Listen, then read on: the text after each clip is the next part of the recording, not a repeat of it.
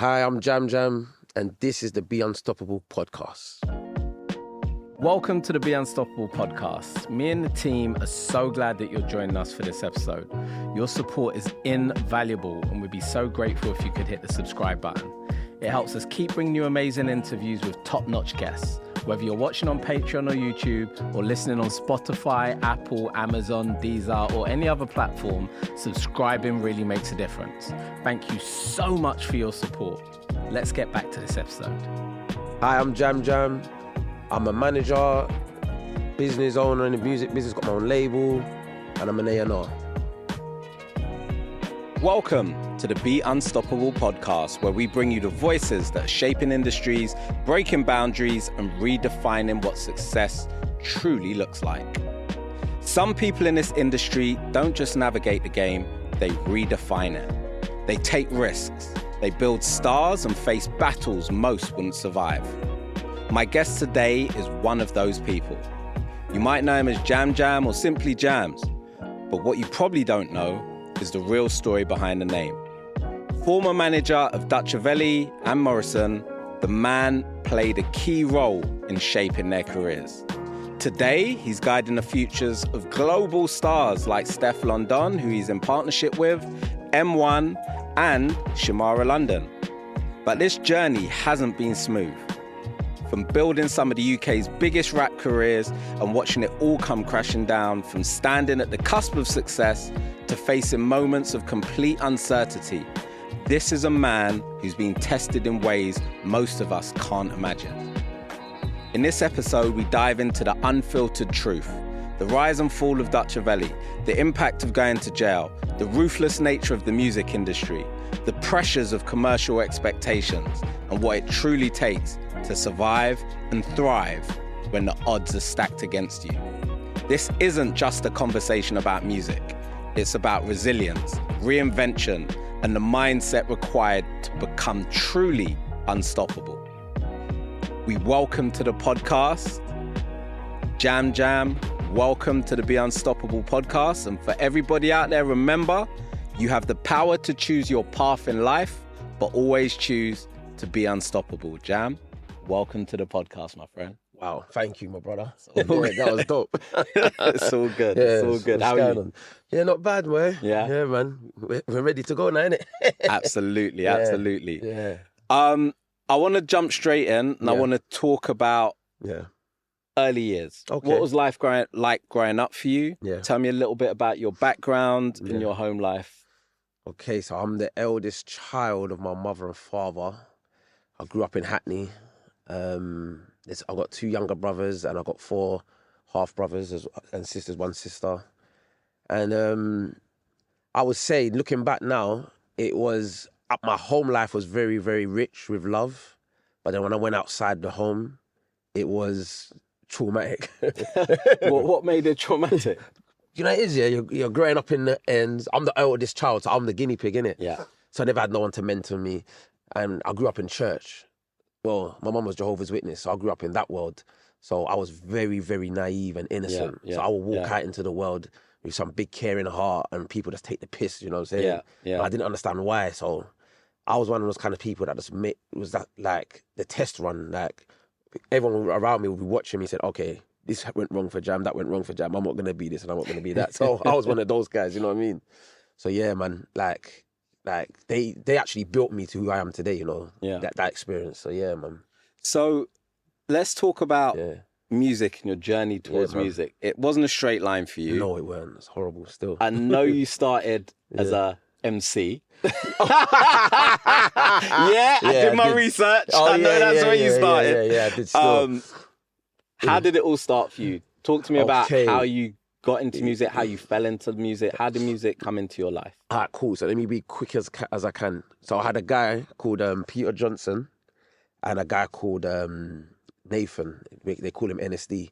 And so, you know, NSD, he produced Pound Sterling's first ever record. Wow. Yeah. So this is how everyone's all connected. And Peter Johnson is the guy, they used to call him Dapper P. Yeah. He's the one that took me to Heat FM back in the days. So this is like year 2001, 2002, that era there. Yeah, 2001. Anyway, now. And so NSD, my boy Nathan, And my best friend Jason Harris and Jason Lewis, we all used to go to Nathan's house, and Nathan used to make beats on his computer. He had was it Music 2000? So the MPC. It was a PlayStation. I think. On the PlayStation. Music 2000. Yeah. And then he transferred from that to Cubase. Yeah. And then from Cubase to Logic. So he'll be making beats, and I used to hear them all MC. And one day I was like, what? Let me write some bars. I started writing some bars, went down there, recorded it, went back to the ends. Everyone was gassed by the tune. You know? And we started dreaming, like, yeah, let's make a video, let's do this, let's do that. And then from there, then I started rolling with my boy Peter. And then Peter just took me right into the depths of the music game back then in the pirate radio era. Yeah. And then that's when I met like Big Obi, who's now Fat Nasty's manager, Big Nasty's manager. It was Culprit, who's also his manager. I met Weighty J, and then I met Wiley, I met D Double, I met Dizzy, I met everyone through that journey there. And it was Dizzy that made me stop MCing. So what happened with Dizzy? Why you stopped MCing? There was one rave called Bang, and Dapper went on, done his thing. Yeah. Then Dizzy comes on. Yeah. Stop that, start that, get that, what? The crowd go crazy. And this is like way before he was on Deja. Yeah. No, he just started to go on Deja at the time. Okay. Because he started on Heat FM. I don't think they even talk about this. He actually started on Heat FM because Deja was like the elite station back then. Yeah. So he started. That was like where you aspired to get to. That was like Channel U back then. Yeah. And then so he went from Heat FM to Deja. Then he come down and done them man there, not Obi and Culprit a favour to come do a show for them called In Bang. Mm. And then so he passed me the mic after he's done that. And I swear to you, I was so intimidated. I said, nah, man, my bars can't keep up. I didn't want that silent crowd after that. Yeah. You know what I mean? So after that, I said to myself, do you know what? Like, that level was so high. I'm like, what is the point of me trying to get that high? Looking back, maybe I should have tried because look at Skepta. And but yeah, man, I said, let me be behind the scenes now and start finding people to be the next Dizzy. So that's what stopped me from doing it, boy. Okay. Dizzy Rascal, boy. That was like 2001. So Dizzy spitting some crazy bars made you say, yeah, I'm not following that. Yeah, man. To be fair, it was more Fire Crew and Dizzy Rascal and Dutchavelli and Wiley and Soul Solid Crew that made me want to be in the music business. Yeah. Yeah, them land there. Yeah. That was a special time. Oh my special days. time in UK music. It was a crazy time. Especially 21 Seconds. Oh and, God. You know, seeing the guys flying. Was it the Brits or was it Mobo Awards where they did the live performance and they flew in? I think it was that was the Brits. They kind of recreated the video on stage and they came in on wires. And you know what it was, see, for me, I noticed them way before then. Yeah. I'm talking more when they was on Delight FM, and we was, because I was in the pirate radio sector. It was more like Delight FM would clash, Deja Vu, and Heat FM. We never really used to get a look in. We was like the local brothers, and it was an amazing time, man. And that was, we used to do like, there was a club called Chimes in Hackney, and we used to go there, and I saw by the roundabout, by the roundabout. Yeah, Murder Mile. You said it. And bro, I swear to you, I saw Asher D perform, and I could not believe it, bro. I was like, wow. Yeah. These men are superstars, you know what I mean? And back then, the only superstars you knew of was like Tupac, Biggie, they were all American. All American. You know what I mean? So yeah, man. Yeah, I was obsessed from them, boy. I think my life to it from them. Mega was really smart in the way that he approached pulling that crew together and the uniformity of it all, with them all in levers and the Audi TT thing, and he just made it kind of aspirate. It was the first thing that we had that had that kind of aspirational energy that the Americans had, but it was ours. Exactly. Like, he was like, to me back then, anyway, because Mega's a bit older than man, but I don't want to say Diddy, but he reminded me of him at the time where, not all this stuff now, but back then, you know, when Diddy was like lit and he was rapping and he had his crew with him, like Mega Man was like our version of that. Like, we all wanted to sign to him back then, boy. But So, you've been on stage. Not only did it stop you performing at that event, it stopped you performing full stop. And you said, I want to be an exec. I want to be exec, DJ, anything to be behind the scenes. Figure it out. And then since then, you've gone on, you've worked with a lot of people in the industry, which we'll come to. But few people kind of are able to make that transition and are able to kind of become an executive afterwards. what do you think it was that separated you from other people that thought, yeah, you know what, I'm going to go into the music industry? Most the people I came in with, they're not here anymore. Yeah, right? it's true. What separated you from everyone else? Okay, this is gonna make me sound weird, yeah, but I love music to the point where I would make everyone in the room a cup of tea just to be a part of it. Yeah, yeah. That's how much I love it. The thing, you know what's funny? I was waiting for you to kind of say an answer like that, because obviously we have a mutual friend, right? We have a mutual close friend, Martin, yeah. And one of the things he always says about you is, I love the fact that Jamz is such a fan of music. He's just a fan. He's such a fan. I love it, bro. I haven't, apart from Mark, yeah, I don't know if I've met much people like him and Sin. I haven't really met anyone else really that I can see that loves this thing, love the sport. Yeah. And the more we're getting older, the more we just want to keep going and like, you know what I mean? I love it, man. Yeah. There's no ego involved in this for me. I just love music. So yeah. So talk to me about what happened next. You become an executive. Yeah. How did you make that transition? What did you do? How did you get into the game? Okay, so this was years ago now. This is like 2004, 2005. So back then the game weren't where it is today. It's a completely different game. Yeah. One of my best friends, God rest his soul, my boy Biggie, Elvin, he had a cousin called Matrix, Josiah. He was one of the, up till today, probably one of the best rappers I've ever had. Yeah. Come across. So we're all from the same area. That's the main thing about it. And because we're all from the same area, he introduced me to the rap game. Mm-hmm. And when I heard him rapping, I was like, I want to be the man. I want to be your Birdman. I want to be your L.A. Reid. That's going to be my position. Yeah. I need to be the person that makes the world know that you are the best. Yeah. And I just really got behind him. So then what happened was he took me to Birmingham because London was very, very grime, garage at that time. And rap was something new. So I said, you know what? I'm going to shy away from the grime game. I'm going to go into the rap game because that's going to be a place where someone like me is going to be very important. And then I got into that field. Started linking up with a guy called Luke Biggins. Mm-hmm. Rest in peace, Luke. I linked up with video director. Video director. Yeah. I linked up with Baby J. Yeah. Who I met through Derby. Who I met. Obviously, you know about him, yeah. Come on, yeah. So Baby J introduced me to everybody. Yeah. So Baby J introduced me to Luke Biggins. He introduced me to a guy called Ian from Birmingham. Who else did he? There's so many people I can't even remember some of their names, you know. But basically, he took me throughout the whole industry and gave me all my contacts. Yeah, he's a great producer. That Baby J is a really good producer that kind of understood the executive side early. So he was up and down the country and connecting people. And it was crazy because what he was doing at that time, like he was one of the first people that I knew that had his own studio. Yeah. He was self-funding everything himself. Like he was like the real independent hustler in the game at the time. Yeah. Like he introduced me to Skinny Man. Okay. So all that whole rap scene, Morris Delta. Yeah. Like I met everybody, you know what I mean? And also at that time there was very, very welcoming as well. But there was a stigma against rap at that time because they were just thinking, oh, everyone sounds American. Yeah. Do you know what I mean? A lot of people rapped with American accents. Yeah, a lot of people did at that time. Yeah. But at the same time, I just liked the challenge of building the scene with everybody that was a part of it. But unfortunately for me at that time, the artist that I was working with, he wasn't as hungry as I needed him to be.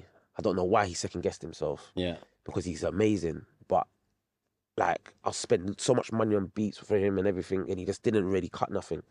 So we done a few videos with him, and that was it. And we didn't get a chance to put out any projects, and then I went away. You know what I mean? So, yeah. So we're going to talk about you going away. Yeah. But just before we do... Yeah. Do you find that... Yeah. What are your thoughts on that with regards to artists? When you have a plan, you have a strategy, you invest in that artist, time, money, development, but the artist doesn't have the same drive or the same hunger. They say they do, but when it actually comes to doing what needs to be done, something holds them back, whether it's, you know, they don't cut the record like you just said, or they're not on their social media, or they're not doing the live performance, or whatever it is, right? I've experienced it. Yeah. I think most managers have experienced it's the biggest, it. hardest thing in the game. What's your thoughts on that? And what's your thoughts on how you get around something like that? You have to be resilient, patient, and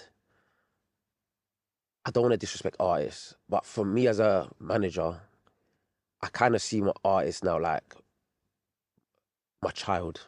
That's the best way I can explain it. Yeah. And with you, when it's your children, you have to treat your children delicately. Sometimes you have to know when to be firm. Sometimes you have to know when to be soft. So it's about, okay, you're not willing to do this at this point. Why are you not willing to do this? What are you going through? So sometimes you end up becoming like a friend also, or a family member where you're dealing with their personal issues. Because a lot of the time, what stops a lot of the creative process for the artists, in my experience, is a lot of personal stuff. Mental health, family issues. The biggest thing for me has always been money. They go through a lot of financial issues as well. So I think you just have to be someone that can actually be there for them. Also make things happen to help facilitate it. But one thing I will say, when they're not willing to do something, they're not willing to do something. Where no matter what you want to try and do, they might not be willing to do it. So, and you just have to accept that's how the game is, you know. You know what I mean? Like, you're going to get an artist that you'll be running like a steam train, going forward, and then one day they could turn around and say, listen, I don't want to do that no more. And then you have to be convincing them. You've had all these plans, and now you have to go away and restructure the plan again, and now get them back inside and then a new plan. It's just mad, but it's the game. But do you not feel that can be really detrimental to the artist 100%. and their trajectory? 100%. You and your trajectory as for your own career. 100%. And then the overall plan that you guys have formulated together. 100%. And I think so from my experience in this country, and obviously I haven't been in America and seen how it works, but I've done a lot of research in America. And what I've noticed the difference between British artists through my research and Americans, and when I talk to my friends in America, the American artists, they have a community on their back. So when they're really rapping, it's not really based on, okay, I need to be the biggest. It's like, we need to be the biggest. So I need to be the guy that takes care of everybody. Whereas in England, apart from their immediate families, I don't really see that community pressure to be the biggest and the greatest, because I've got all these people to take care of. Yeah. So they kind of get in a bit more of I don't want to use the word selfish, but it's more about them and the things that they care about, not necessarily the wider circle. Feel like they're too comfortable. 100% too comfortable. And there's not the drive ain't there because there's no pressure. Yeah. And that's because the country that we live in, they've created a strong safety net for everybody. Yeah. So you know that things are provided for. So Yeah. I don't have to be the biggest. I can just be the biggest in my area or to my friends or to this niche market.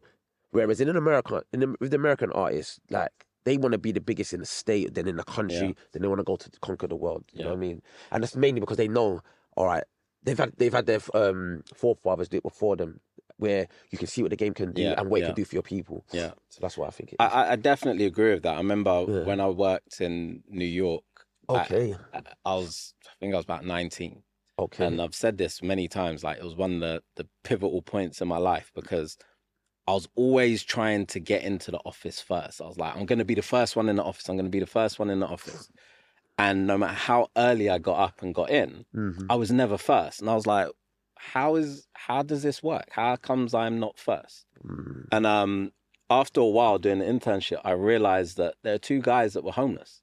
Okay. So what they used to do is, once we all left the office, they'd leave the office, they'd walk the streets for a while, get some pizza, whatever, and then they'd come back in the middle of the night and just do more work, because they had nowhere to go. And it was like, well, it's safer to be in the office and for me to be here than it is for me to be sleeping on a bench or in the train station or whatever, and they could shout at the office and rare-tear. So the hunger and desire to succeed for them was so much more that they were there through the night. So it was impossible for me to be the first one in. But that's because they didn't have the same type of welfare system that we have here. Yes. So that safety net that you talked about didn't exist. So they were like, I have to make it because it's life or death. Yes. You know what I mean? Pressure.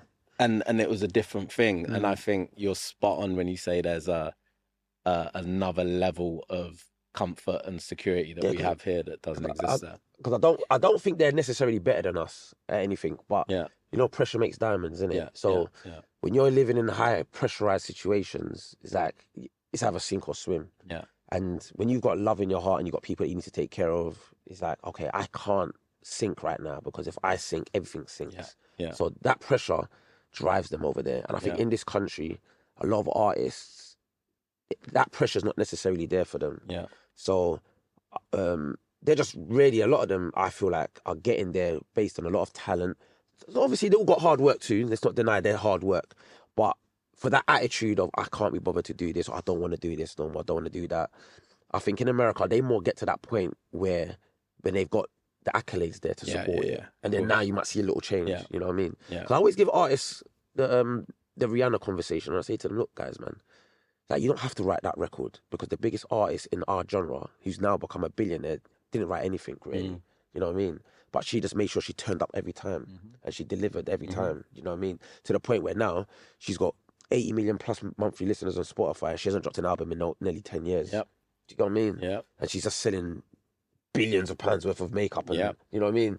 Because she put that work in. Yeah. You know what I mean? So, and it's the same probably in the Caribbean as well and in Africa as well. But I think in Europe and in the UK, it's a bit different. Yeah. You know what I mean? I'd agree. I'd agree. So let's talk about building careers. Okay. You know, Dutchavelli, Morrison, Imani at one point, M1. Each of these artists had their own unique style, challenges.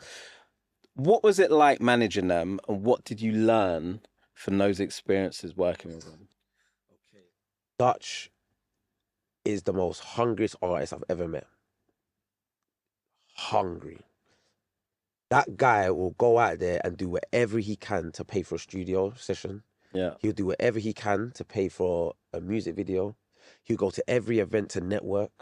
Like, he's the only other artist that I've met that's like me in a sense where I don't know what it is, but he feels like he's got this pressure to succeed.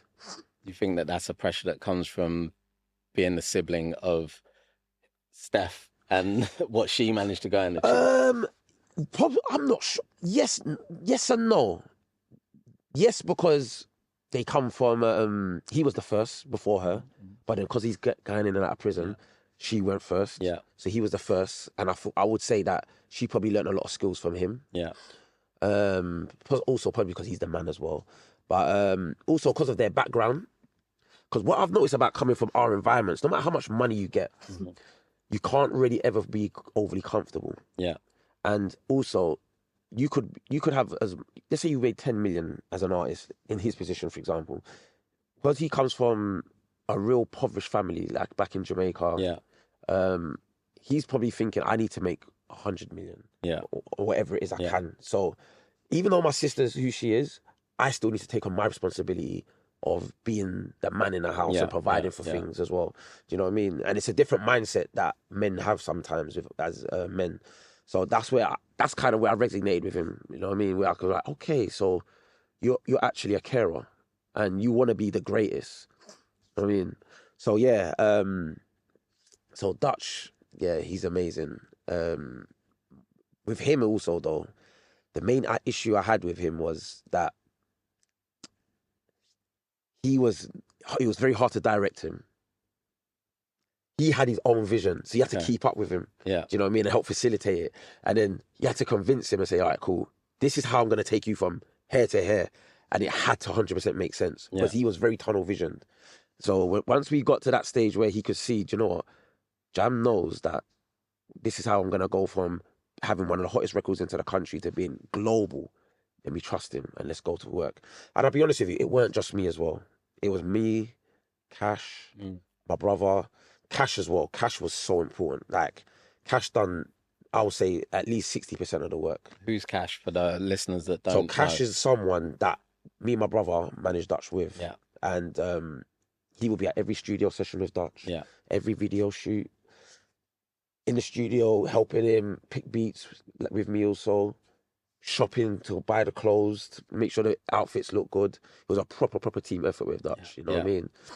And yeah, man, it's just sad how it turned out. Morrison now, we kind of picked up Morrison after he kind of built himself. And then it was more about, with Morrison, all right, cool, let's direct the music. Let's pick this record. This is the record that we need to go with. Let's facilitate who's the director we're going to use. All right. This is the vision for the record. This is where we're going to position it within the culture. And mainly about how to deal with the label. Because with these artists as well, they don't really know how to deal with the record companies. Mm-hmm. So they needed someone that will come in and like help them navigate that system as well. Yeah. And I'm quite good at communicating with people from different backgrounds. Yeah. You know what I mean? So I can talk to people from the roads because I've lived that life myself. Yeah. But then I can also talk to people in the corporate world as well. Yeah. And have cool conversations. So that was really my role with Morrison. M1 now, it's about turning him into the next Metro Boomin. So we're getting there slowly, but like him producing beats for everybody, that's mainly him. You know what I mean? We come in as well and help facilitate some songs as well, but that's all mainly him because his brand's so big, everyone comes to him. So it's now about, okay, we need to help you get DJing. We need to make an album with you. How do we make sure that we turn the M1 brand into a major global brand? And it is a bit difficult with producers as well, especially in the UK, because producers ain't really respected over here. Yeah. So it's a bit more of a longer journey with M1. But yeah, that's what it is really. And Imani, that was a very short-lived stint with us. You know what I mean? We didn't even get a chance to put out a record with her. We had such a big plan for her. And that's another thing when it goes back to your previous question about how does it go when they change the plan. Yeah. With her, like, she was going to be our version of Rihanna. Yeah. Yeah. And because of what happened with me, that situation ended, you know what I mean? Which is sad. And what happened with you? I went away, innit? So let's talk about that. Man, let's talk about that. So you've taken a couple of holidays during your career, and those holidays at the time were at the behest of Her Majesty. Yes. So you went to jail. Yeah, I went to jail, yeah. You've been very open about your time in jail. Yeah. How did that experience impact your perspective and impact your life and impact your business? Okay, impact my perspective. Let's get that one. It made me more resilient and it made me way more determined because I feel like I am not where I needed to be. So I need to use this time to plan and go back out. So, and it also made me fall in love with music more. It's just very, very strange. Because while I'm in there, I'm watching everything happening in the market. Like, before I go away, I'll be around everybody. We all be at the similar position. And then I'll go away and then I'll just watch everyone go boom. And I'm like, oh my God, the dream I had in 2001 is actually happening now. Yeah. I need to get back out and go back and go again. My personal life, it's ruined it. Yeah, it's ruined it. It's built it in certain ways, but I would say it's actually ruined it. A lot of my relationships. In what way? It's ruined relationships with my close friends. Like, I had a very strong community with people that I was around, and I'll go away. They've moved on with their lives, living their lives. And then when I get out, I'm chasing my tail again. Yeah. So I'll come out, I have to fix up things that I've lost out on, and try and get myself back to that position. So I'm not around to nurture certain relationships that I had. And some people may even feel like, oh, Jam doesn't fuck with me, but it's not that. It's just because I'm 41 now, but technically I'm still 31 because I've lost nearly a decade of my life. Yeah. And from a few different stints. For a few different stints. And it's like, I'm now chasing all those years that I've lost. Yeah. So I haven't had the time to be around people. What was the other one you said as well? And how it affected your business. Okay. I believe if I've never went to prison, I'll probably have one of the biggest labels in the country right now. So it has affected my business majorly. However, I just believe that God's put me on my path, innit? Yeah. Everyone's path's different. Yeah. And I think what happened with everybody else in the market is great for them. And my time's going to come, God willing. And how does going to jail affect your business? Like, when you come back out, does that put obstacles in your way? Does it change the way that the industry interacts with you? How does that affect your business? People don't want to, it affects it in a major way. People that you want in conversations with don't really want to answer the phone because they feel like you've got a dirty name. Artists run away from you because they feel like, oh, you've got a dirty name, people are in their ear, so you lose a lot. And what it does as well is it makes you know who's actually really with you in the market. Yeah. So I'm kind of happy now because I actually know, all right, this is the group of people that rain, whatever, they're always going to be with me. You know what I mean? And they want to see the best for me. Yeah. And so you kind of see the real from the fake. And don't get me wrong, I don't even want to say the word fake. That's a bit insulting. But it's business. Yeah. Do you know what I mean? Yeah. So now I know who's who and how to utilize people in the right way, and just don't take things personal. Yeah. But it does slow you down. You know what I mean? But at the same time as well, because we're making hip hop, you go away sometimes and you meet some really talented people in there. Do you know what I mean? Rappers, budding entrepreneurs. Because some of the best entrepreneurs I've met in the music business, I actually met them in prison. Okay. Do you know what I mean? And there are a few of those stories. To be fair, we've interviewed. We spoke about jail with Mark Henry. He said it was the best thing that happened to him. Oh, is it? Yeah. In terms of the way it changed his life, how it helped him in terms of finding his wife and so on and so forth.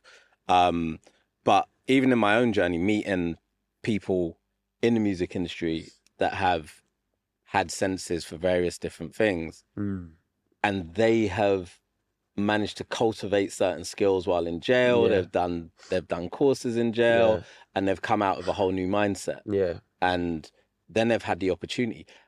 How do you feel you were able to get an opportunity to succeed once you came out of jail? Because, like you said, it can be a negative. Yeah.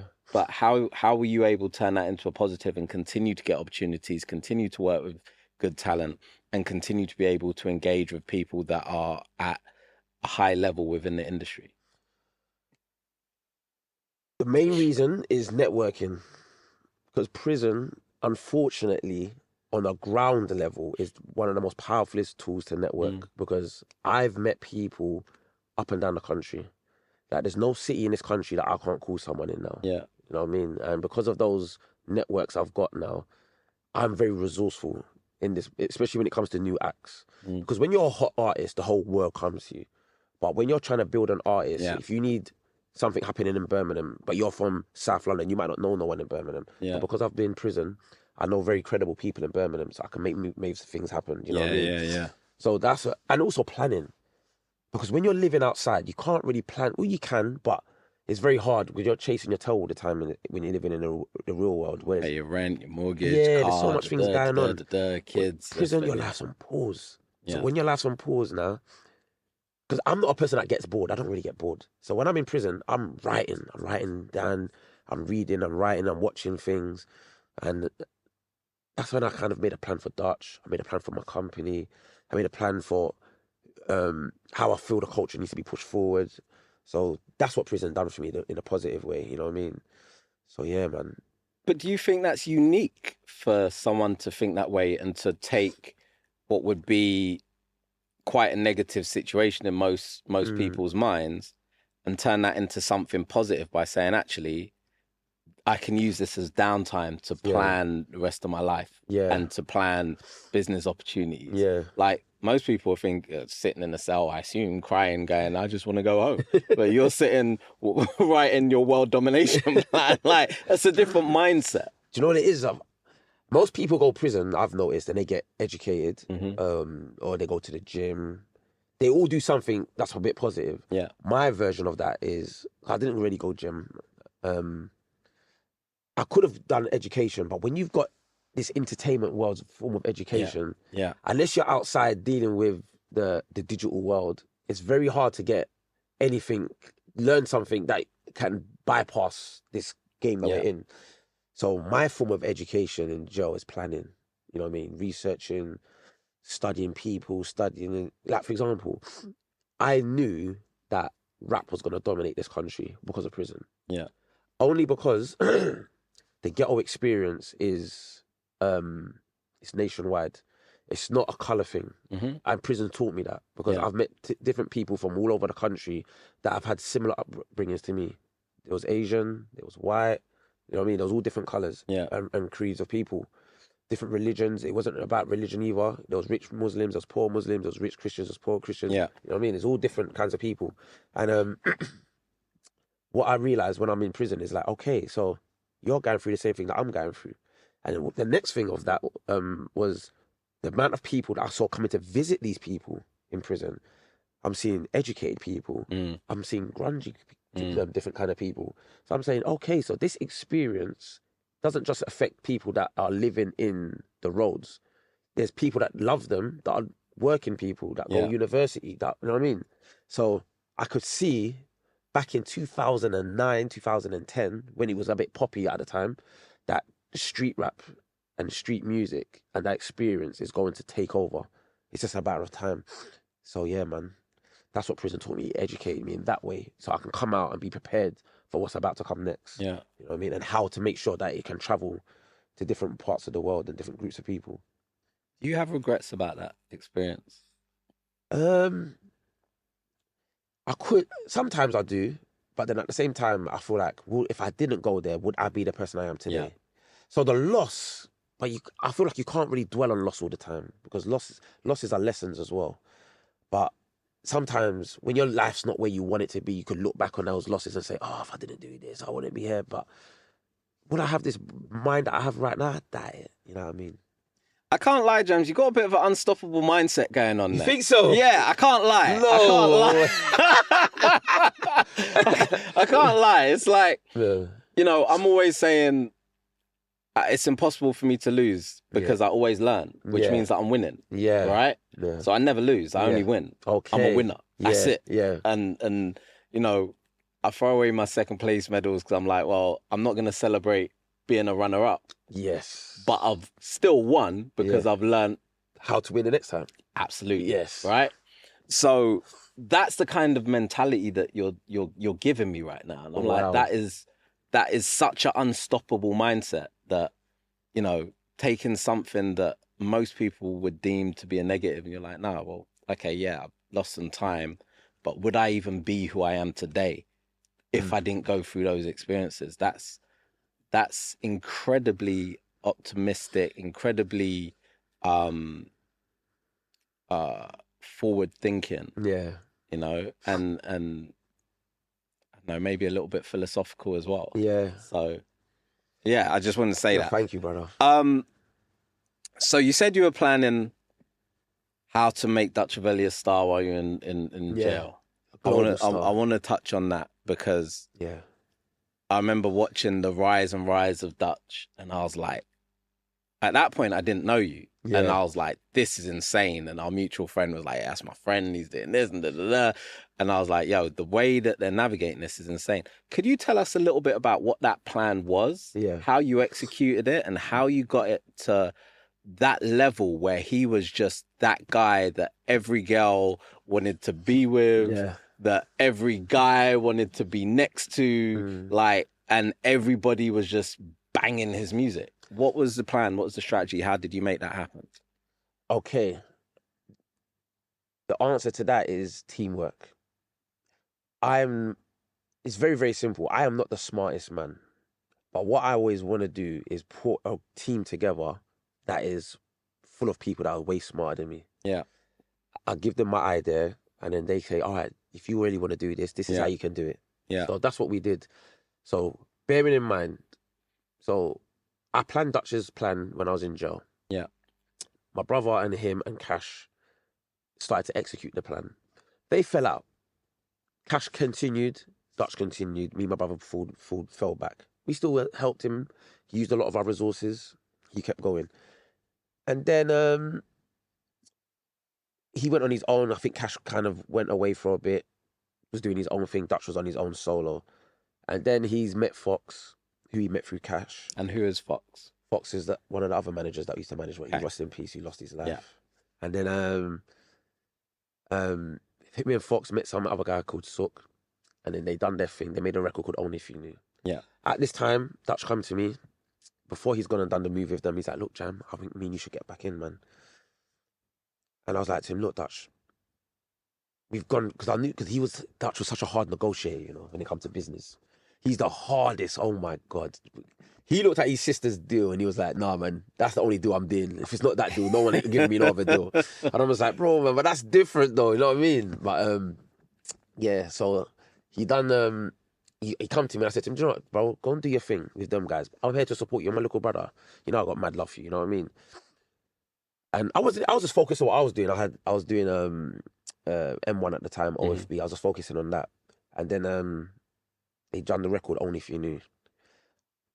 And I'm like, oh my God, this is moving. Yeah. I don't know if you lot can see what's going on, but I'm a data man, innit? So I'm looking at the data and I'm like, this is doing 100,000 views a day. This time, I wasn't even caring about streams. I mean, I didn't know the game about streaming at the time. Everyone's just focused on YouTube. Yeah. I'm like, this is doing 100,000 a day. I'm like, raw. This has done a million views, sorry, in 10 days. This song is really moving.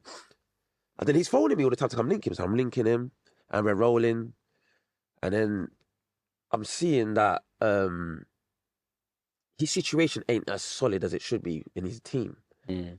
Now, bearing in mind, we done the first moves with him to get his career going. Give him all the links that we had, our resources. Yeah. He's gone on, like that video, he done it with Kevin Hudson. We's the one that put him in contact with Kevin Hudson. Yeah. So the people that he had around him, they didn't have the industry resources, but they had the ground resources. Yeah. So anyway, so it was a great team potentially at the time. So I've come in and I've said, look, guys, let's all work together. For the worst of it now, looking back, the team split. But I couldn't split from him because, remember, I've put into this guy. Yeah. I had a vision. I planned his career from 2016. Yeah. It's about to move now. Yeah. If someone doesn't come involved and navigate this ship, this could potentially crash. So someone needs to come involved and help him navigate and steer the ship with him. So me and Cash got back together. We say, look, Cash, let's go back and do this again. He's like, yeah. I said, yeah, my mic is going to come in. We got a guy called Ratty. He's going to help. He's going to walk us into the buildings, make things happen. And Ratty used to work with Steph, right? Yep. So he had those relationships. Yeah. He's got the Americans. Yeah. Here's the team. Yeah. I wanted Fox was there as well. He's got the streets. So I'm like, this team's going to be unstoppable. I wanted Sook to be involved as well because he brought the Asian community and his street connections as well. We would have been unstoppable. But between him and Sook, they fell out. All right, cool. Okay. So then we're going forward now. We do a next record. We did Surely. I didn't want it to drop it the way he dropped it, but he was impatient. He's like, look, I need to drop it now. Because we were negotiating with the label at the time and they weren't offering the money that he wanted. I didn't really want it to do a label deal. I wanted to stay independent, but I could see that he needed money. His mind was, I need to get as much money. I was like, no, Dutch, we don't need to do that. Get something that you can live on so they can invest into you. So he wanted a big advance. Oh, he wanted £1 million. Okay. Yeah. And I'm like, no, Dutch, don't do that. This is business. You don't take on 10 bricks in the streets when you ain't built a line yet. Let's go and build a line. We take something so you can go away and build your line. Anyway, so we dropped Surely. 400,000 views in a day. At that time was great numbers. No ads, no nothing. Just straight views. We're like, wow, well, we already did it. Remember, the first record, it done 118 in a day. Big promo, everything. This one, no promo, no nothing. Yeah. 400,000 views because the last record's going crazy. Yeah. All right, label come in. Here's the right money. Before we sat, we went to all the different labels and I'm looking at all the labels and I'm like, all right, you lot are cool. Who's on your roster? And then I'm like, Then I looked at the team and I'm like, okay, I need a team that kind of understands me and our people because we're all street guys. Yeah. And I don't know if you guys are going to know how to handle us. You can handle me individually, but the people that I'm going to be bringing into the room with you, these guys are goons. How are we going to I can deal with them, but can you? Then we went to Parlophone through Sian Anderson. Now, Sian Anderson's from Lewisham. She's grown up in the corporate world and she's gone from Lewisham. So she knows both worlds. Yeah, yeah. So from meeting Sian, I was like, okay, you get us. Navigate us into these rooms. She took us to Parlophone for our second meeting with Ratty. Because we had the first meeting with Ratty, then we done our second meeting, and after that second meeting, I met the team. We explained to them the vision because me and Dutch and Cash and Michael, we spoke about the vision initially about going international. Yeah, we have our own label at the end of the deal, but obviously at that time they didn't really believe in giving managers their own labels unless you sold a gazillion records. Yeah. So I was like, this is the vision. We need to go international. You want to do Europe first, and then we want to go to America. They was like, yeah. You know what labels do? They give you the yes talk just to get you to sign a signature. But because we had Sian with us, and some guy called Mike, big up Mike, I love Mike, who I met after through Sian, And I didn't even know. It was Mike that actually told Parlophone, you need to go get Dutch. And because Cyan knew Dutch previously, bang, that came in. And then the rest is history. They knew exactly what we wanted to do. So we all kind of collectively combined resources.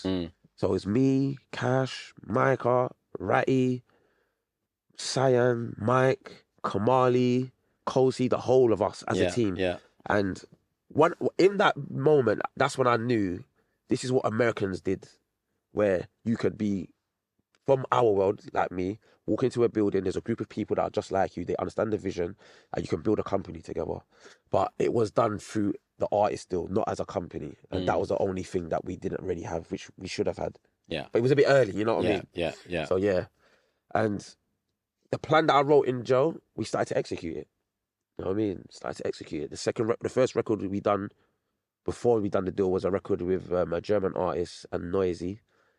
Then we done the deal, and then that was when it kind of proved to them, look, Europe's the way forward. Yeah. You know what I mean? So your plan was, I want to attack Europe and then go into America. Yeah, we have to be the king of Europe. Yeah. If you're the king of Europe, you've got the world. I think I've heard you say before, I wanted to look at, and I've said this as well, which is why I was like, we get on. Yeah. I wanted to look at Europe like the United States of America, so each country was like a separate state. Yes. Yeah. Yes, because I remember when I was banged up with a geezer that was from Europe, and from America, and he told me that America has 52 countries. You know what I mean? Or 50 countries. I can't remember. 50 states. 50 states, yeah. Which is 50 like countries. A mini England. Englands, yeah. So when he said that to me, I was like, yeah. He goes, yeah, man, you can go platinum in one state. And I was like, how? He goes, yeah, don't you know we got all these people over there? And I was like, okay. Then that's when it hit me, you know what I mean? So yeah, that was all it was. But it was a team, bro. Team effort. You know what I mean? So you're riding the crest of the wave. Yeah. You've got this deal going on at Parlophone. Yeah. Dutch is killing it Europe-wide. Yeah. He's on top. Hottest rapper in the country, hands down. Yeah. Then it all changes overnight. What happened? One of the worst days of my career. Worst day of my career. Basically, he got snaked.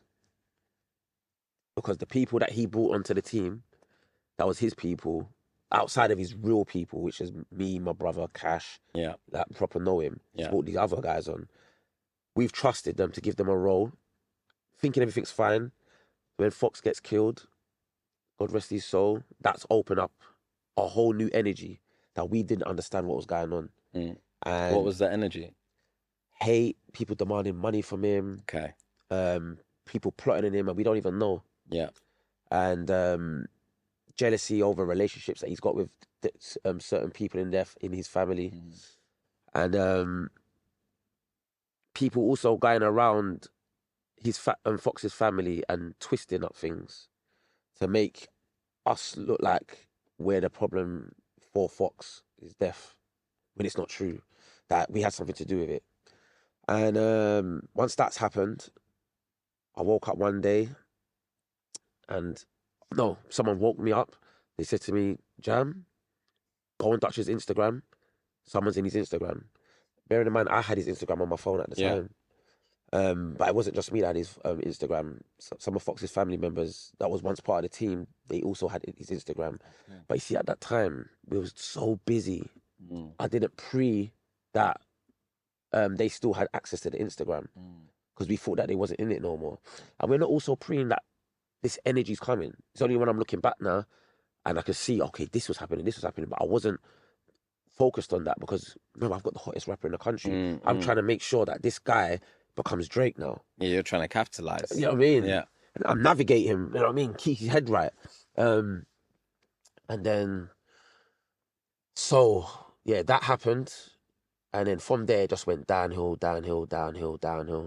And trying to navigate, because what people don't understand is, a lot of people say, oh, you should just come out and talk on these things. But I'm like, you don't understand the position that he was in at that time. And I say this to people, there's a lot of rappers, I'm not going to name their names, that have had ism and schisms in the lower level of the market, where people are saying, oh, this has happened and that has happened. And they don't really talk about it. They satisfy it from that level. But at that time, I'm not thinking go out there, Dutch, go and speak on this situation straight away, put it to bed, because I'm not wanting him to do that, because I don't want him to put a light on everything right now, because it wasn't really public knowledge. And then when it went on the Shadeborough, that's when it just went crazy, bro. So those were the allegations around, like, All the strippiness. as essentially paedophilia, Yeah, right? yeah. And I think he's come out and said there's been a whole, investigation around Met Police that got involved and looked at it, and he's been cleared of everything and all the rest of it. But those were the rumors and the allegations that went on the Shadeborough. And it's so crazy. There was never an allegation from any victim. Yeah. It was, we leak a message, a group of messages from a whole group of people. The public can start this allegation, rumor, or what they've seen. Yeah. And say, okay, we've seen this. This is what's happened. And then the train just went running. So do you feel that was a trial by social media? I would say that was the first in my time that I've seen trial and execution by social media without no witnesses, no accusation formally, no formal accusations, no one. Oh, he's done this to me. Putting it no, it was just the public. And do you feel like he's ever had the opportunity to come out and say his piece, or do you feel like the public are willing to hear his side? Okay, so this is what it is now, and I say this to people, and I'm going to say it on the record now. Artists are not public speakers. Yeah. They become them once they get a bit more confident, but artists are just artists. They're creatives, and they're not perfect either. But for him to come out then, me knowing Dutch, knowing his temperament, in hindsight, and knowing his brainwave at that time, he was 26 years old. He's done a lot of jail at that time. Yeah. Dutch at 30, he could have come out now and spoke about it and said, yeah, man, that was all the rubbish. But see, at that time, being the goon that he was at that time, and people going, oh, you're a paedophile. And he has to, and then they make him answer questions, this, that, and him having to respond to it. He would have probably wanted to punch someone in the face. Yeah. Do you know what I'm saying to you? Because it is such an insult to him. So what people didn't realize, he actually did address it, but the public said it's not good enough. You need to answer this, you need to answer this. And it started going deeper and deeper and deeper into it. And at the time, in my head, I'm just thinking, don't even answer those questions, just put it in the music. But it affected him. Yeah. It affected his mental health, it affected his creativity, it really affected him. Do you know what I mean? And he wasn't the same after that, man. You know what I mean? And then something happened to me after that as well. And then the rest is history, you know what I mean? And how did that affect your relationship, Dutch? That whole situation? I feel like we got a lot of love for each other now. We're a lot more closer to a degree, but at the same time, he's not trusting nobody no more. Yeah. He's more of a person that you don't know who to trust, because remember, it's his closest. That would only happen to you if it was someone else close to you. Yeah. So, yeah, that's what it is with him. Like, I speak to him now and then, but we're more like family now. You know what I mean? But does he trust me in music or anybody? I doubt it. Do you think that incident has left a legacy on his career aspirations, his career, and his ability to achieve success within the music landscape? Or do you think it's something that he could bounce back from? Or I always say, because he's got an audience, he can always have a career with that audience. Yeah. Like we were speaking before, he's got an audience. Yeah. But I don't know if he believes that he could be who he thought he was going to be. I pray he does believe that still, but I don't know if he believes that, because people always say to me he was bigger than Central C at that time. Yeah, he was. Yeah, you know what I mean. Yeah, look at what Central's achieved since.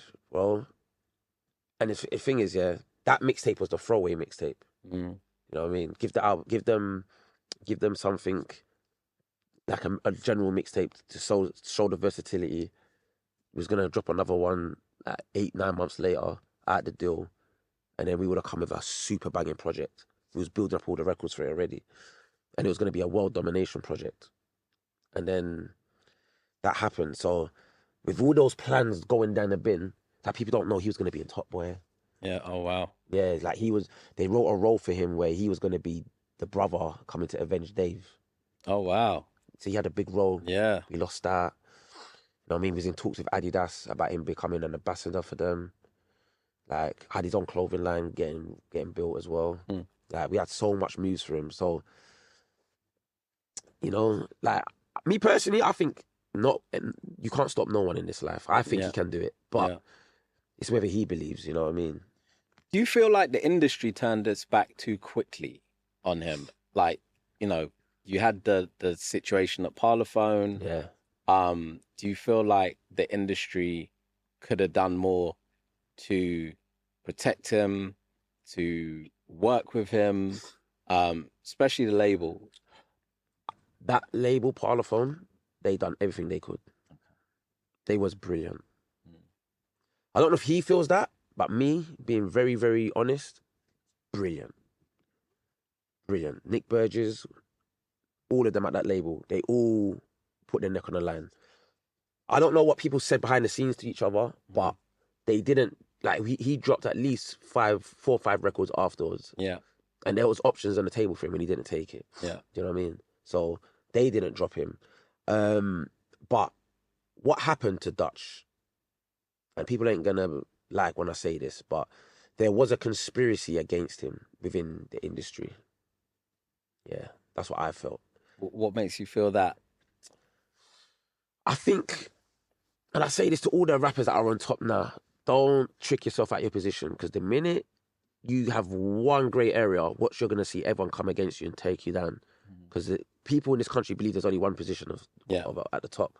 Yeah. And like he was doing people's numbers that they was doing in a month, in a week and more. So they was more like, we need to stop this, because before he's going to take the market share. And when that happened, like, I saw all the people that was, come, let's do something. So now going online and talking about him, dissing him. And I was like, raw, this is a bit crazy, bro. Like, what's going on? You know what I mean? Like, this is like the roads. You know what I mean? It was crazy, brother. But, yeah, man. That's what I saw happen, man. They turned against him, bro. Wow. They really did. But it's the game. I think Drake's going for it right now. He is. Everyone's turning against him. Listen, at some point, what's it Jay-Z says? They all want to see you win, and then they can't wait for you to lose. Yeah, that's what happened with Dutch, boy. I mean, and yeah, but it's the game. But I actually believe talent, he's the best artist I've met. Raw talent. He doesn't write. Yeah. Does not write. It all comes all off the dome. Okay. Every bar is a separate bar from the previous bar. Yeah. Every bar's wrapped to sound like a hook. Mm. It's so heartfelt. I've got some records there, so heartfelt, and the voice, yeah, man, he amazed me, man. Yeah. My brother said, yeah, this is an artist that I know I could run around for and take to the next level. You know what I mean? Like, everyone believed in him, man.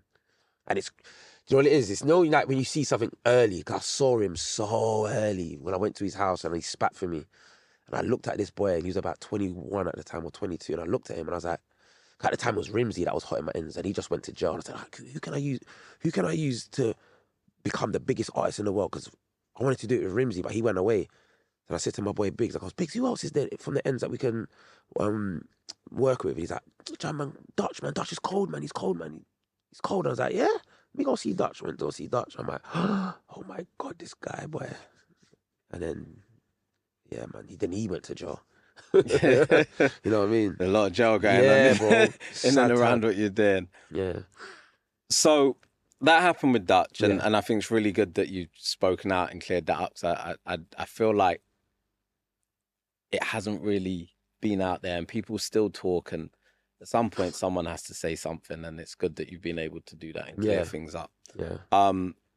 But on to the present, you're working with Steph, his sister. Yeah. It's like you're part of the London family. You're working with They're my Steph, you're family. working with I'm not gonna lie to you. Shemara. They're my family. You know, what's different about managing artists at that level compared to earlier on in your career? Because Steph is a global star. Yeah. You know, Shemara, you know, is both influencer, artist, and has worldwide recognition due to the way that social media is now. What's the difference between what you did earlier in your career and what you're doing now with artists like that? Well, first, I'm not really managing as much as I used to, you know. So with Steph, it was more like, all right, cool, I'm going to come a part of your team and help manage the release of your album. And help also make moves happen with you, which we've done. We've done some great moves together. What I realised with Steph is, and real artists, we see once they've built themselves, the person that they built themselves with, it's going to be a much more harder job for the next person to come along and try and navigate that ship, because there was a vision originally, and then it's like you having to come in and either change that vision or help facilitate the old vision and understand the old vision. And if you're a person that's got a vision and like, okay, I can see how we can make this bigger, you've got to now convince that artist this is the new vision to follow. You know what I mean? So with Steph, it was a bit harder than it was with Dutch, because she was very, very, very, very accomplished. You know what I mean? And she's another one. She's another one. She's probably one of the best artists I've met as well. Yeah. Like raw talent. Yeah. You know what I mean? Yeah. Can do everything. Yeah. So I think it's about gaining her trust. And because I'm not really on the management game as much as I used to be, it's like it'll be very hard for someone like me to come in and gain her trust to the point where I can actually implement my new vision for her. But what I can do for her is help facilitate what she wants to do. With who else did you say again? Shemara now is development stage. Yeah, we're developing Shemara, and I can't wait what that's gonna become, because she reminds me of her sister. Yeah, you know what I mean, and she's gonna be the new version of what artists are gonna be. So, because I believe in this new era now, you're gonna have your old traditional artists, but you're gonna have artists that are gonna be streamers, podcasters. That there have to be people that know how to build communities in this new realm, because the old ways are not the same no more. So she's going to be the person that's going to capitalize off this new way of doing things. So it's not going to be just solely on music. It's going to be podcasting, streaming in a girl group with girl verse, and also putting out own music, and making sure that the music is a soundtrack to how she's feeling and how she's living, and still also being the younger sister of all these great entertainers. Yeah. You know what I mean? So that's my vision for Shemara with the team that we've got. We've got a good team around there right now. And what's the vision with Steph? Steph needs to become Rihanna for me. Okay, interesting. Yeah, Steph. And what do you mean by that? Steph needs to make sure that the music is a soundtrack to all the great products that she's going to release to the world and all the great experiences that she's going to give. Do you know what I really want from Steph? I want her to make the most heartfelt album, because she's been through a lot, that girl. Yeah. You know what I mean? Yeah. She's got a lot of jealousy, and people they've got her twisted, because the person that I know and what they say about her is completely different. You know what I mean? She's actually a really beautiful person. And no one's perfect, but beautiful, beautiful person. Yeah, really beautiful person. You know what I mean? So yeah. So how do you as a partner in a business, someone that's done management, an exec, how do you make sure that the public and the audience are seeing that same beauty that you're seeing? I don't want to give too much away, but it's gonna come. Okay. Yeah, it's gonna come. It's gonna come in a way where it's gonna be raw, and you're gonna see everything. Sounds like a reality show. I don't know. You're gonna see everything with her. Sounds like reality shows in the works. Because what it is about Steph, and it's what I say to Steph. I say, Steph, you are the modern woman. Yeah. And the modern women are gonna relate so much to you, because the modern woman wants to go back, in my view, from our conversations, to being half a modern woman and half a traditional woman. Mm. Because a lot of women are juggling finances, family, being this boss. Yeah. And they get to that position sometimes and they're like, whoa, this ain't what I thought it would be. Do you know what I mean? And I just can't wait for her to show these women this is what the other side is like. Yeah. But I'm actually just like you. I'm from the ends. It's interesting because we had Rich Castillo on here, who obviously signed her to her deal at Polydor. Yeah. You know, and he commented on what a great artist she is and how much of a strong businesswoman she was. Yeah. You know, he was like, I can't tell you the numbers, but it was big. You know what I mean? And I've always kind of admired that about her, that, you know, she's about her business. About her business. Which I think more artists should be. Yeah. You know, more artists should see themselves as entrepreneurs, not just creatives. But also, she can bar. Like, she can really, really bar.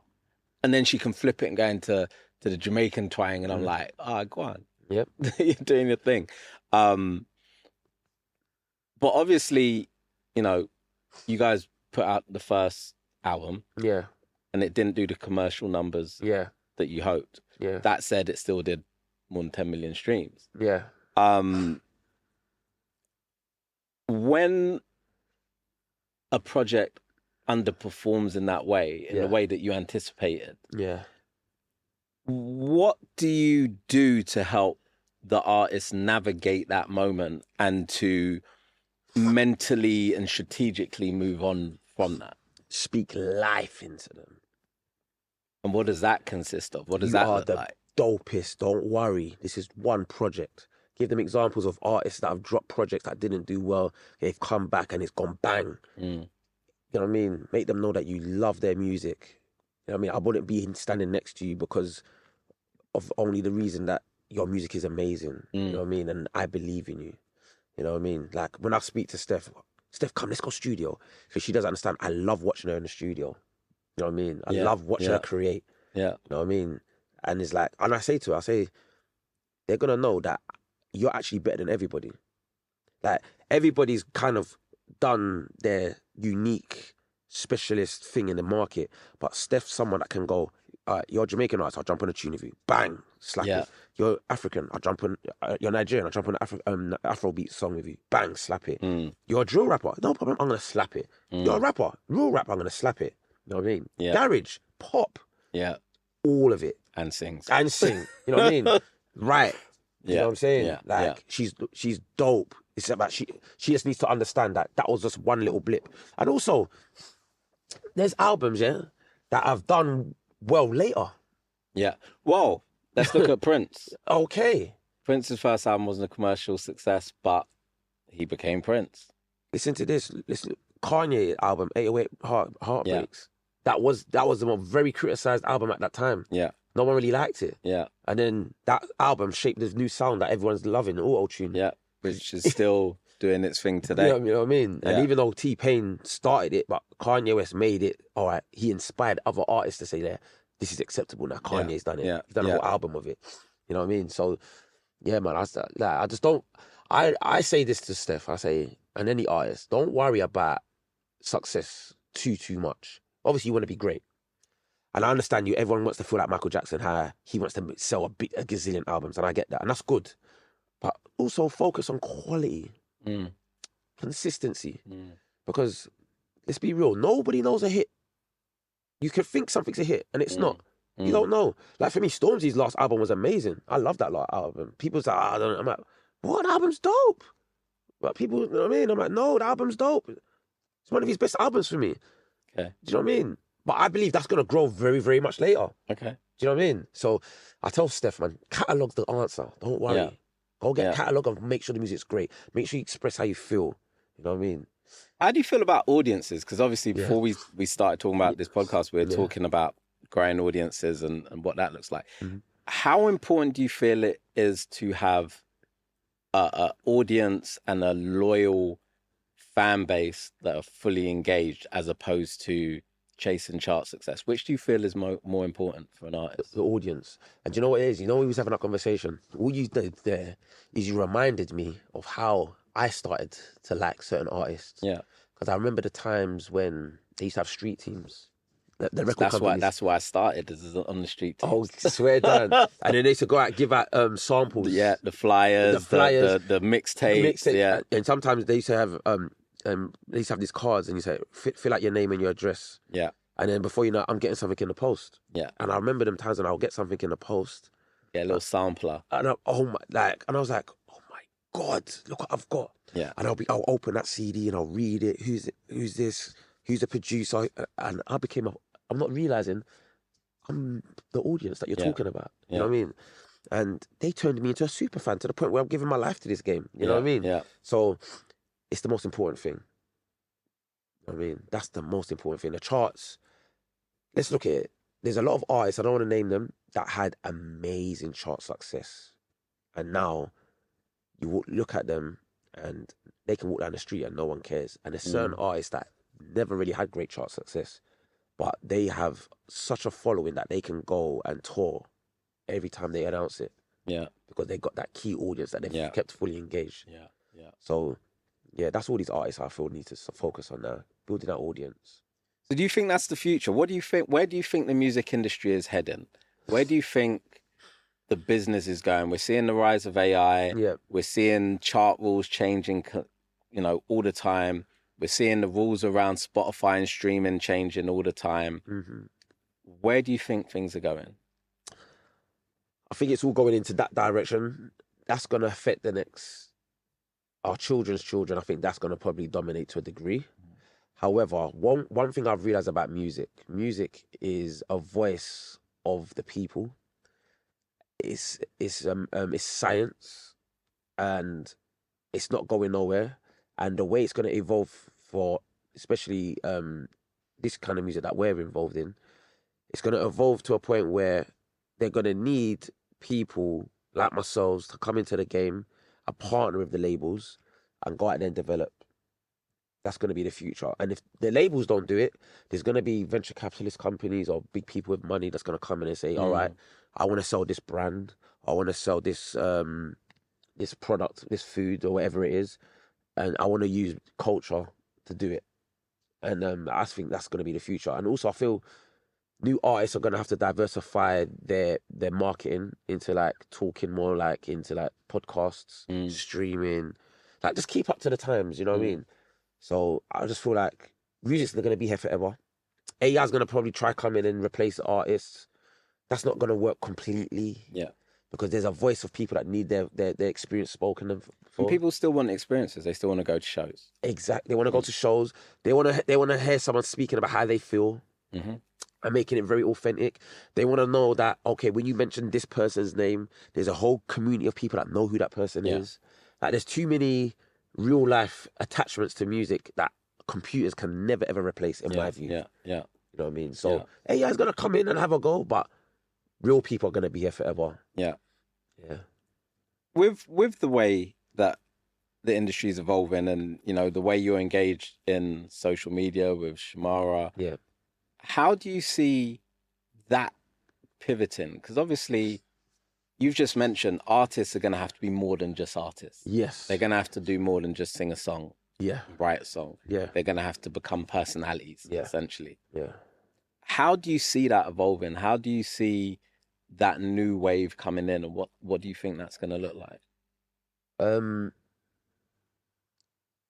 I think what's going to happen, I'll tell you who was the first of what I'm talking about. First example, Queen Naija. Yeah. Remember, she came in as a YouTuber. Yeah. With her boyfriend. Yeah. She built a community of following with her relationship. And then, I can really sing. Oh my God, you're amazing. Yeah. Now we're buying into the music. Oh, the music's about that relationship. Yeah. Boom. Gone. Yeah. That's going to be the future. Yeah. Because music's always been about the story. Yes. It's always been about the story. That's why Confessions went diamond, right? Okay. You know what I mean? 50 Cent. It's always been about the story. But what we're not realizing is reality TV, which was Big Brother, that was one of the first experiments, has now become YouTube. Yeah. So now it's about mirroring it with the music now. And sometimes you have to, because what people don't realize about hip hop as well is hip hop is story led. Storytelling, yeah. You know what I mean? And I'm talking even from a sense of a lot of rappers, they're either talking about a story that's from a specific area or it's about them. Yeah. Or a group of people. Yeah. You know what I mean?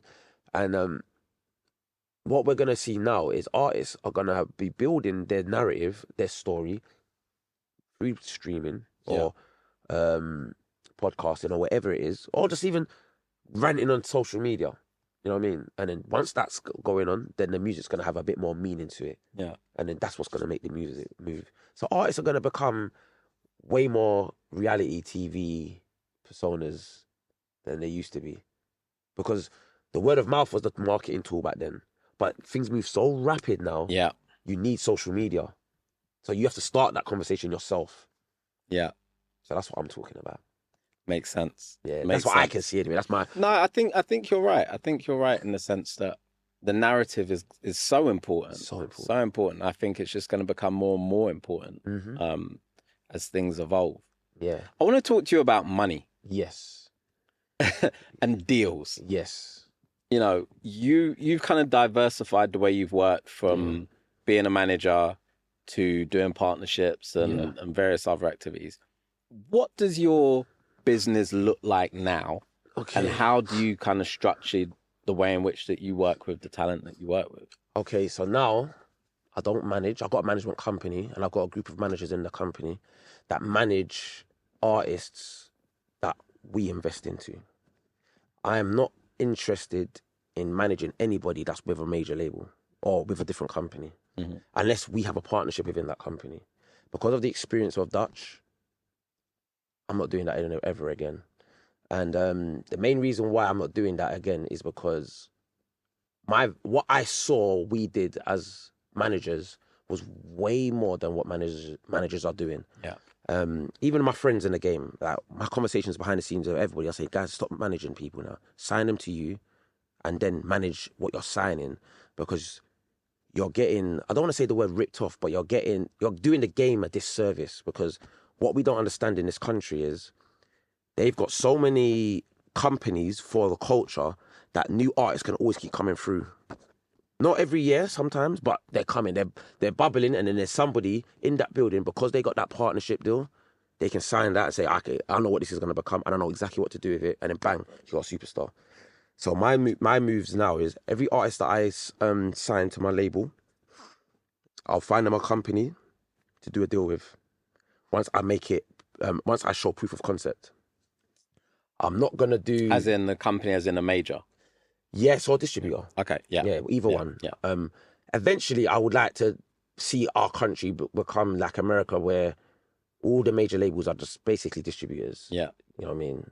And I think we're heading that way fast. Yeah, I hope, and I can't wait for that day where, all right, we go to them 50-50 deals. The artist is signed to me, and then my brother and my partners, and then our company's done a deal with the major label.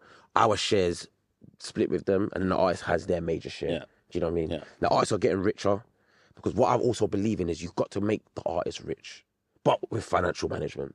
But do you think that artists need to understand or need to see themselves more as creative entrepreneurs? Like I'm constantly banging this drum for artists to see themselves as creative entrepreneurs. I'm always like, the second you put a song up on Spotify, you've monetized that song. Yes. Therefore, you're now an entrepreneur. Yes. Right? But I feel like artists kind of run away from that. Yeah. And the types of deals you're talking about, let's do a 50-50 split. Let's create a company and put your assets in there, your rights and your publishing, your management, another one with your live and your merch and so on. I feel like once you start to have those conversations with artists, they go, oh, but the other artists aren't doing that. I just want a record deal. Yeah. But you're going to get jerked in your record deal. Whereas you could have ownership. Yeah. Do you feel like it's difficult to convince artists to work in that way where they're seeing themselves as creative entrepreneurs, or is it something you find easy? So basically, I'll tell you what I've noticed now.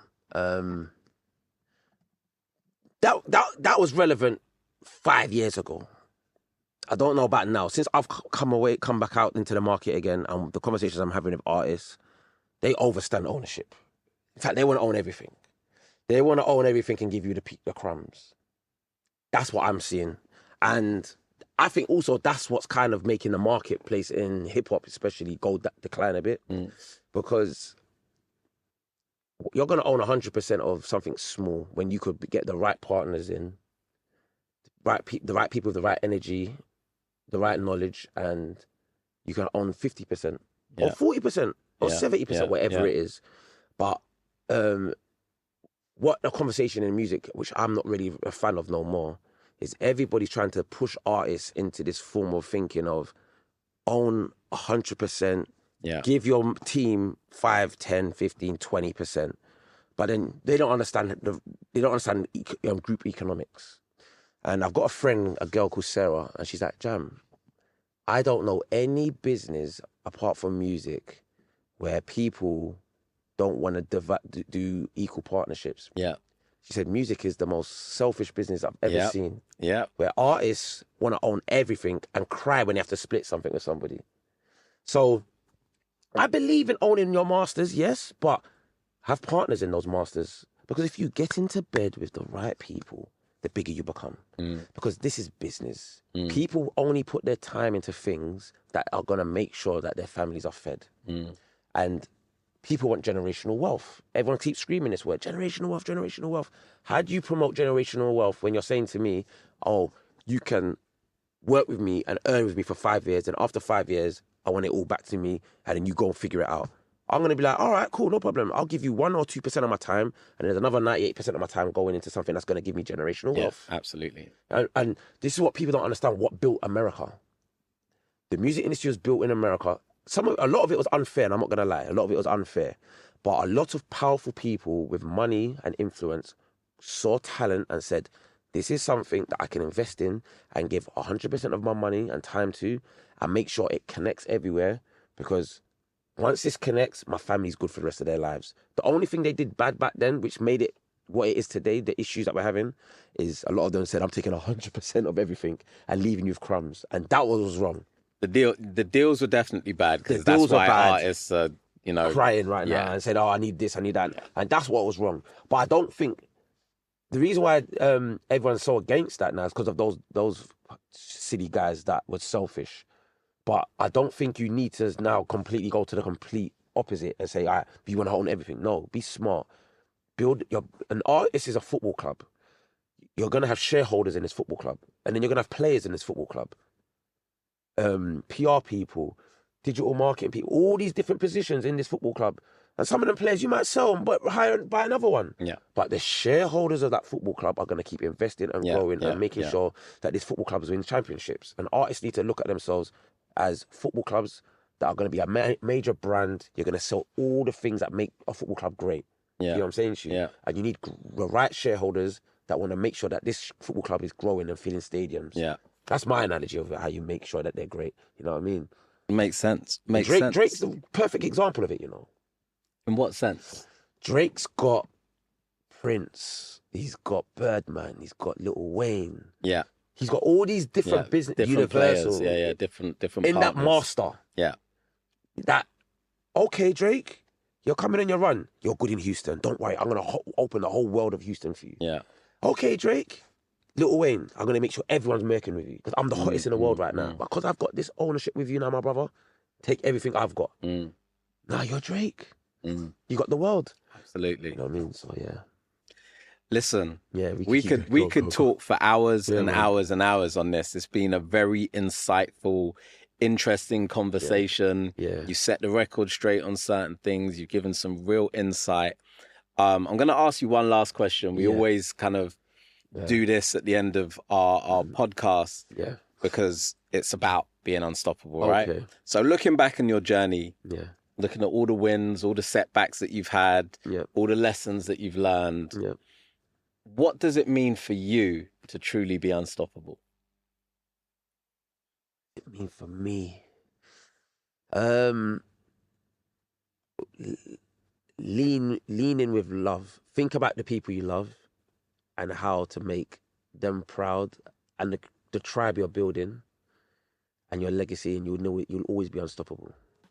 For me, that's what drives me. I love that. I love that. Yeah, very unique answer. I love that. Yeah. Listen, thank you again for joining us. Yeah, man. Thank you for being a part of this conversation. We'll probably have to do a part 2 because there's still so much more that we could get into. Yeah, man. I was sitting here like we could do another couple of hours of this. Yeah, we could. But I think our listeners and our viewers are gonna want to go and make a cup of tea or something. Come on. We'll give them that grace. Yeah. But remember, guys, you can catch us on Patreon. You can catch extra footage.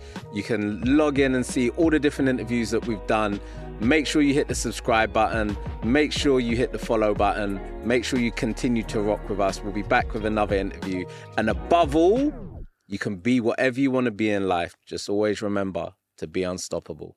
Peace. Peace.